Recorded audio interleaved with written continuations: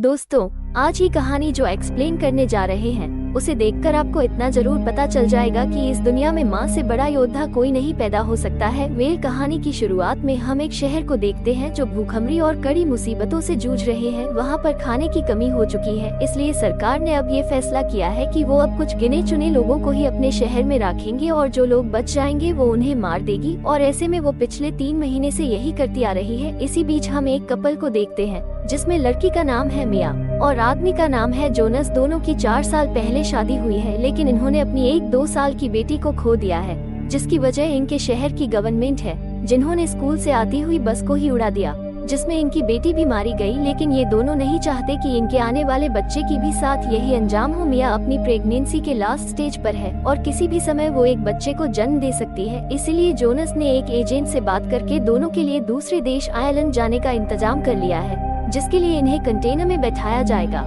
जो कि शिप में रखकर ओशन के रास्ते चला जाएगा। दोनों ही कंटेनर में बैठे हैं, इनके साथ और भी लोग मौजूद हैं जो इलीगल तरीके से दूसरे देश में जा रहे हैं। कुछ देर बाद जोनस मिया से कहता है कि तुम्हें खुद का और हमारे बच्चे का ख्याल रखना होगा और डरना तो बिल्कुल मत, क्योंकि कुछ ही देर की बात है, ये कंटेनर शिप में चढ़ जाएगा। उसके बाद हम फ्री है, क्योंकि आयरलैंड में कोई चेकिंग नहीं होगी। इसी उम्मीद में वो अपने पेट पर हाथ रखकर बोलती है कि ये सब हम तुम्हारे लिए कर रहे हैं। कुछ समय के बाद इनका कंटेनर अचानक से खुल जाता है और एक झटके में कई लोग अंदर आना शुरू हो जाते हैं, जिनकी तादाद काफी ज्यादा थी। और इसी अफरा तफरी में जोनस मिया से अलग हो जाती। जब तक वो बाहर जाती तब तक गेट बंद हो चुका था, लेकिन यहाँ वो फौरन उसे कॉल लगाती है तो जोनस उसे शांत रहने को बोलता है और बताता है कि कुछ देर में हम शिप में होंगे, जिसके बाद मैं तुम्हारे पास आ जाऊंगा। और ये सुनकर मिया को थोड़ा सुकून मिलता है, लेकिन इतनी भीड़ में उसे खुद को संभालना मुश्किल हो रहा था, क्योंकि उसे खुद से ज्यादा अपने बच्चे की फिक्र थी। लेकिन क्या करे, वो मजबूर है। इसके बाद ये लोग शहर के बीच से होते हुए पोर्ट पर जाने लगते हैं। कंटेनर में बने कुछ होल से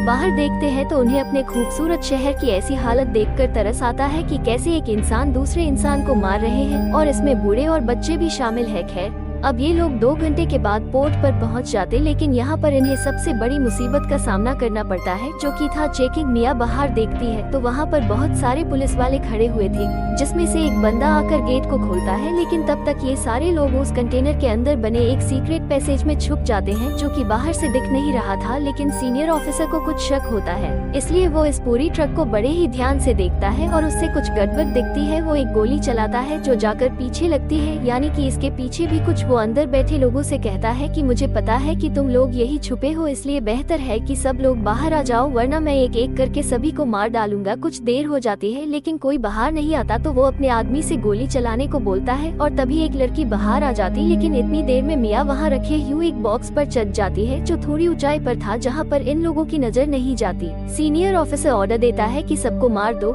जिसके बाद वहाँ पर अंधाधुंध गोलियां चलना शुरू हो जाती है। कुछ सेकंड तक बस गोलियों के खोखे गिरने की और लोगों की चीखों के अलावा कुछ सुनाई नहीं देता, और वही मिया ऊपर अपने मुंह पर हाथ रखकर चुपचाप लेटी रहती है। सबके मर जाने के बाद वो सबकी लाश को समुद्र में फेंक देते हैं और फिर गेट को बंद कर दिया जाता है। अब इस पूरे कंटेनर में अकेले मिया थी। वो सबसे पहले तो जोनस को एक वॉइस मैसेज भेजती है कि उन्होंने सभी को मार दिया, पर वो छुपी है। जिसके कुछ देर बाद उसके कंटेनर को कार्गो शिप पर लोड कर दिया जाता है, जो आयरलैंड जाने वाला है। तो वो जोनस को कॉल करती है, लेकिन उसका फोन तो स्विच ऑफ बता रहा था। वो फिर से उसे वॉइस मैसेज सेंड कर दिया कि अब वो शिप पर लोड हो चुकी है, तुम कब आ रहे हो, लेकिन उसका कोई जवाब नहीं आता। यहाँ पर शायद उसे भी उन लोगों ने मार दिया होगा, क्योंकि चेकिंग तो सभी कंटेनर की हुई होगी। लेकिन क्या पता कोई चमत्कार जोनस को बचा ले, बस यही दुआ मिया के दिल से निकल रही थी। कुछ देर बाद जब शिप चलना शुरू हो जाता है तो मिया वहाँ पर पड़े हुए कुछ सामानों को चेक करती है, जिसमें उसे एक टॉर्च मिलती है, जिसे वो जला लेती है और खुद के ऊपर एक ब्लैंकेट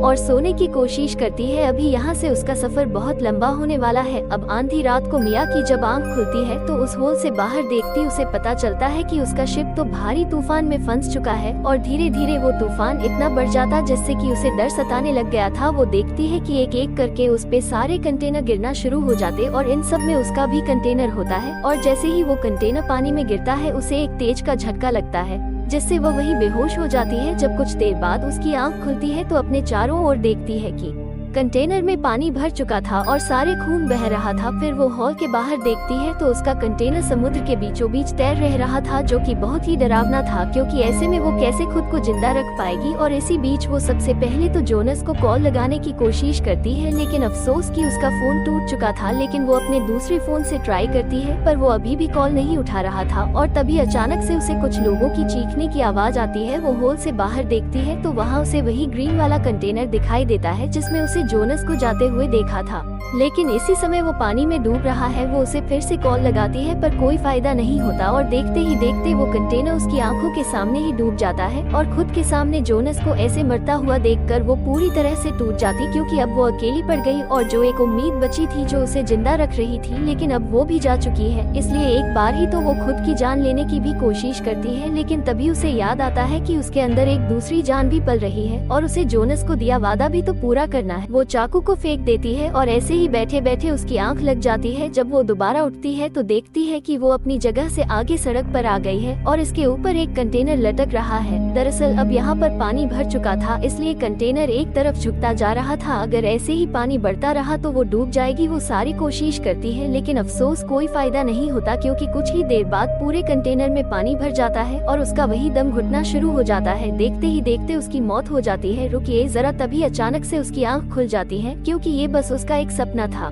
जब वो उठती है तो देखती है कि अब असलियत में भी पानी भरना शुरू हो गया और वो तरकीब लगाती है कि एक होल से पानी को बाहर करती है, जिसके बाद वो कुछ टेप्स को उन होल को बंद करती है जिसमें से पानी अंदर आ रहा था, लेकिन इससे कोई फायदा नहीं होता। तब उसके बाद वो उन कंटेनर को खोलना शुरू कर देती है। क्या पता उसके अंदर उसे कुछ मतलब का सामान मिल जाए, पर उसमें कोई खास सामान नहीं था। अब किसी में उसे टिफिन बॉक्स मिलता है तो किसी में ईयरबड्स, किसी में वाइन की बोतल, जो कि शायद आगे जाकर उसके किसी काम में आ सके। अब पहला काम वो अपने फोन को टिफिन बॉक्स में रख देती है ताकि वो गीला ना हो। तभी उसके फोन पर एक अननोन नंबर से कॉल आती है। जब वो पिक करती है तो वो कोई और नहीं बल्कि जोनस होता है। जी हाँ, जिसकी आवाज सुनकर वो बहुत खुश होती है कि वो अभी भी जिंदा है। वो उसे बताता है कि उसके ड्राइवर ने उन्हें कहीं सिटी के बाहर लाकर छोड़ दिया है। पर जब वो मिया की हालत के बारे में सुनता है तो हैरान रह जाता है, पर वो उसे दिलासा देता है और हिम्मत रखने को बोलता है कि तुम्हें खुद को जिंदा रखना होगा, मैं तुम्हें जरूर बचाने के लिए आऊंगा। उसकी आवाज सुनकर मिया को थोड़ी सी उम्मीद मिलती है। कुछ देर बाद मिया का लेबर पेन भी शुरू हो गया था और तेज तेज बिजली कड़कने लगती है। थोड़ी देर बाद कंटेनर दोनों ओर से हिलना शुरू हो जाता है और इसी में मिया को लेबर पेन भी शुरू हो चुका था। बहुत कोशिश करती है कि कैसे भी करके खुद को रोक ले, लेकिन ऐसा हो नहीं पाता। इसी तूफान में वो एक बेटी को जन्म देती है जिसका नाम वो नोहा रखती है। लेकिन यहाँ नोहा को कोई दिक्कत ना हो इस पानी में, इसलिए वो उसे लेकर वही रखी एक बड़े से बॉक्स में बैठ जाती है। उसका ख्याल रखती है, पर अब उसका खाना धीरे धीरे खत्म हो रहा है। ऐसे में जितना भी बचा हुआ खाना पानी है उसे कम खाना पड़ेगा, क्योंकि अब उसे अपनी बेटी को भी कुछ खिलाना है। अब यहाँ वो बार बार जोनस को भी फोन करने का ट्राई करती है,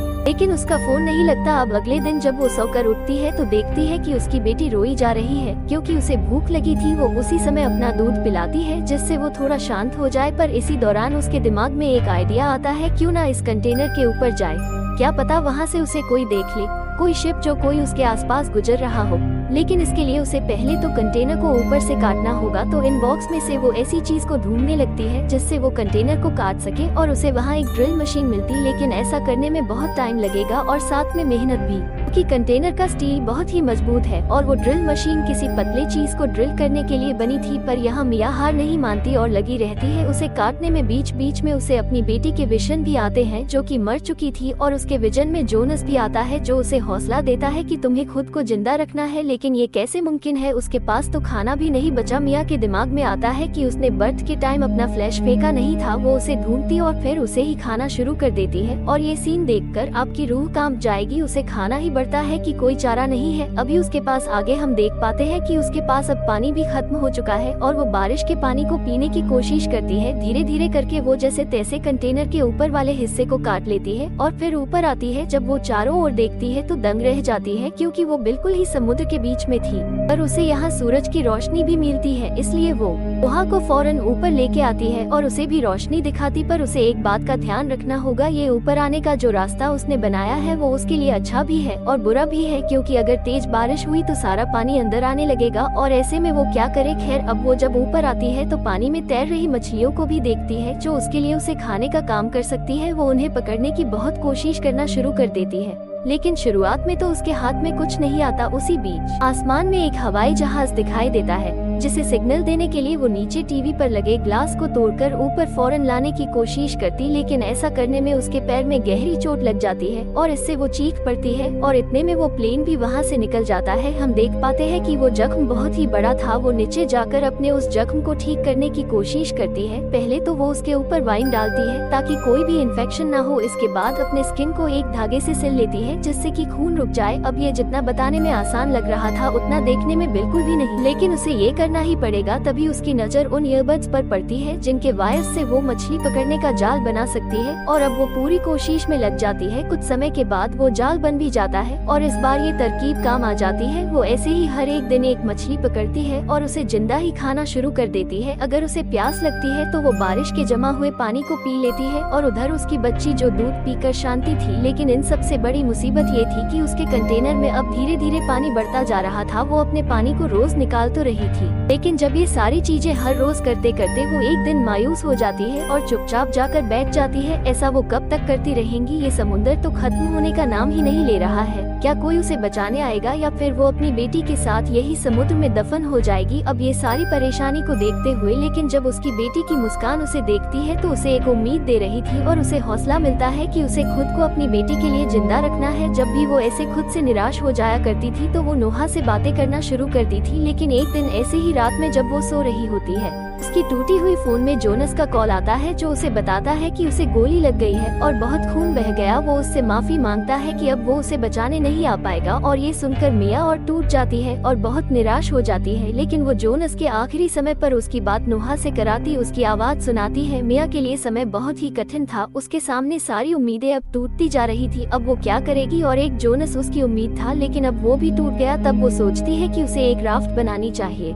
उसकी मदद से वो क्या बताए किसी आइलैंड या फिर किसी बीच तक पहुंच जाए। इसलिए वो टिफिन बॉक्स को समंदर में फेंकना शुरू कर देती है, जिसके बाद वो एक लकड़ी के फट्टे को एक राफ्ट का रूप देने की कोशिश करती है, लेकिन इसमें उसे बहुत समय लगेगा। वो हर रोज वही काम करती है और जो वो पिछले 24 दिनों से करती आ रही है और एक दिन उसकी राफ्ट तैयार हो जाती। लेकिन वो अभी तक वो बस नोहा के लिए बनी थी, उसने खुद के लिए अभी बनाना शुरू ही नहीं करी थी। तभी उसकी नजर नीचे कंटेनर पर पड़ती है जिसमें पानी भरना शुरू हो गया। वो फौरन नीचे जाकर सारे सामानों को ऊपर लाने लगती है, लेकिन इसी बीच उसका पैर नीचे कुछ चीजों में फंस जाता है और वो वही अटक जाती है। ऊपर नोहा कंटेनर से दूर समुद्र में जाती जा रही थी क्योंकि ये कंटेनर अब समुद्र में डूब गया था। इधर मिया बहुत कोशिश करती है कि वो अपने पैर को छुड़ा ले और आखिर में जब उसकी जान जाने ही वाली होती है तब उसका पैर बाहर निकलता है। वो फौरन अपनी बेटी के पास जाती है और वैसे ही पानी में तैरते तैरते सुबह हो जाती। तब वो अपनी बेटी से कहती है कि हम एक दूसरे के लिए हैं, लेकिन तुमने मुझे एक जीने की उम्मीद दी थी, तुमने मुझे साहस दिया, मैं तुम्हारा शुक्रिया अदा करती हूँ। दोस्तों, इसको कहते हैं कि आप कोशिश करते रहो, हिम्मत मत हारो, सब्र का फल ऊपर वाला आपको जरूर देगा। तो यहाँ पे मिया के साथ यही हुआ था। दूर एक मछुआरे की बोट जा रही होती है जो कि राफ्ट को देख लेती है। वो फौरन उसके पास जाते हैं और वहाँ उन्हें एक बच्ची देखती है जिसे वो बोट पर लाते हैं, पर उससे एक रस्सी बंधी थी। जब वो मछुआरे उस रस्सी को खींचते हैं जो मिया उन्हें पानी के अंदर मिलती है जो समुद्र में डूब चुकी थी, वो फौरन उसे ऊपर खींच कर लाते और उसे होश में लाने की कोशिश करते हैं। हमें लगता है कि मिया मर गई, लेकिन तभी अचानक से उसे होश आता है। होश में आते ही सबसे पहले वो अपनी बच्ची के बारे में पूछती है और उसे अपने सीने से लगा लेती है। जब वो उस मछुआरे से पूछती है कि ये कौन सी जगह है तो वो उसे बताता है कि इस समय हम आइलैंड शहर में हैं। और ये सुनकर मिया की आंखों में आंसू आ जाते हैं कि उसने और उसकी बेटी ने ये कर दिखाया, जिसके साथ ये कहानी का यही अंत हो जाता है। दोस्तों, एक माँ ही है जो दुनिया की हर परेशानी से लड़ सकती है और अपने बच्चों के लिए ये कहानियाँ आपको ये सिखा देती है। कहानी कैसे लगी नीचे कॉमेंट करके जरूर बताएगा। मिलते हैं अगले वीडियो में।